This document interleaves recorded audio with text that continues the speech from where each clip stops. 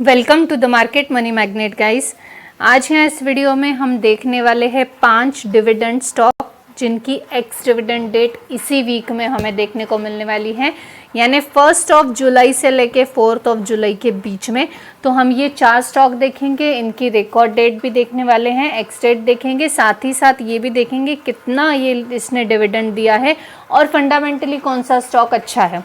अब ये सब देखने से पहले मैं आपको एक डिस्क्लेमर ज़रूर देना चाहूँगी कि किसी भी स्टॉक में आपको बायबैक, बोनस, स्प्लिट या डिविडेंड के चलते एंटर नहीं करना है। ये बुरी स्ट्रैटेजी होती है। फंडामेंटल्स और बिजनेस देखकर ही आपको किसी भी स्टॉक में इन्वेस्ट करना चाहिए। तो चलिए हम देख लेते हैं इस लिस्ट में हमारा सबसे पहला स्टॉक कौन सा है। इस लिस्ट में हमारा सबसे पहला स्टॉक है टाटा पावर। टाटा पावर की एक्स डिविडेंड डेट 4 जुलाई है, यानी 3 जुलाई या उससे पहले पहले आपको ये स्टॉक बाय करना होगा, तो आप इस डिविडेंड के लिए एलिजिबल रहेंगे। अब जिनके पास नहीं है उनको ये बाय करना है। कुछ लोग कमेंट सेक्शन में बोलते हैं कि हमारे पास तो स्टॉक है फिर भी हमें बाय करना पड़ेगा क्या डिविडेंड के लिए। ऐसा नहीं होता। आपके होल्डिंग में अगर ये स्टॉक है तो आप डिविडेंड के लिए एलिजिबल हैं, आपको डिविडेंड मिलेगा। जिनके पास नहीं है या जो ऐड ऑन करना चाहते हैं अपने और स्टॉक्स में, उन लोगों के लिए ये चीज़ होती है कि उनको बाय करना है तो वो कर सकते हैं। जिनके पास ऑलरेडी है वो डिविडेंड के लिए एलिजिबल है। अब इसका जो टाटा पावर का डिविडेंड यील्ड है ये 0.45% का देखने को मिलता है। डेप्ट इस पे डेफिनेटली कंपनी पे है, लेकिन पेट्रोस्की स्कोर के हिसाब से लॉन्ग टर्म के लिए फिट बैठता हुआ हमें ये स्टॉक देखने को मिलता है। साथ ही साथ पी रेशो 40 का है, यानी करीबन आपको 40 टाइम्स इसमें इन्वेस्ट करना होगा। 1 रुपये कमाने के लिए 40 रुपीज़ आपको इन्वेस्ट करना है। इन शॉर्ट ये चीज़ें, जिसको पी रेशो क्या है, किस तरह कैलकुलेट होता है, ये चीज़ें नहीं पता तो आपको डिस्क्रिप्शन में ही एक लिंक मिल जाएगी। पी रेशो पे एक स्पेशल वीडियो बना हुआ है, आप जाकर वो भी सीख सकते हैं।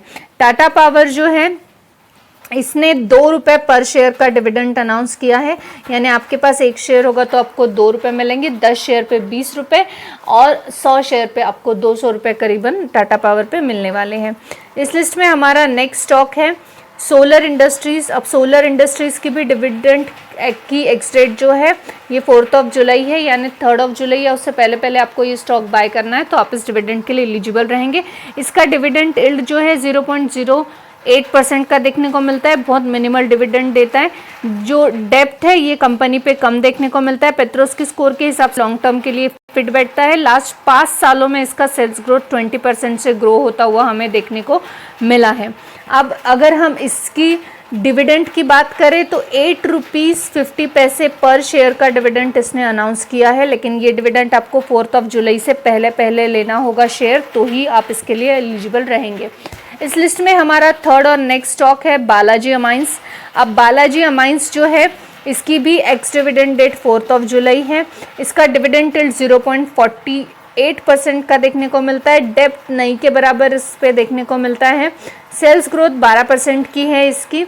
और अगर हम बालाजी अमाइंस का देखें तो ₹11 इसने पर शेयर का डिविडेंड अनाउंस किया है। 11 रुपये पर शेयर पे आपको इसका डिविडेंड मिलने वाला है, वो भी बिफोर 4 जुलाई।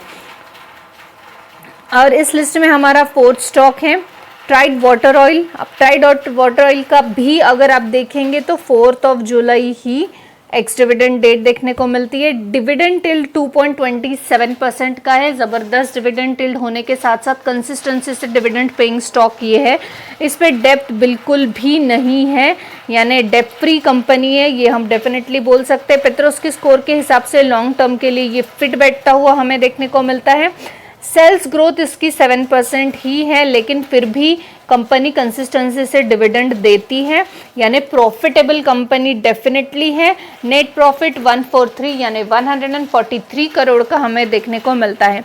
अब ट्राइड ने कितना डिविडेंड दिया है तो ₹20 पर शेयर का डिविडेंड ट्राइड ने अनाउंस किया है। 1 शेयर पे आपको 20 रुपये मिलेंगे, 10 शेयर पे 200 रुपये आपको इस कंपनी से हम मिलेंगे। अब इस लिस्ट में हमारा नेक्स्ट एंड लास्ट स्टॉक है वो है SKF इंडिया। SKF इंडिया जो है इसकी भी एक्स डिविडेंड डेट 4 जुलाई है, यानी आपको 3 जुलाई या उससे पहले पहले स्टॉक को बाय करना होगा तो आप इस डिविडेंड के लिए एलिजिबल रहेंगे।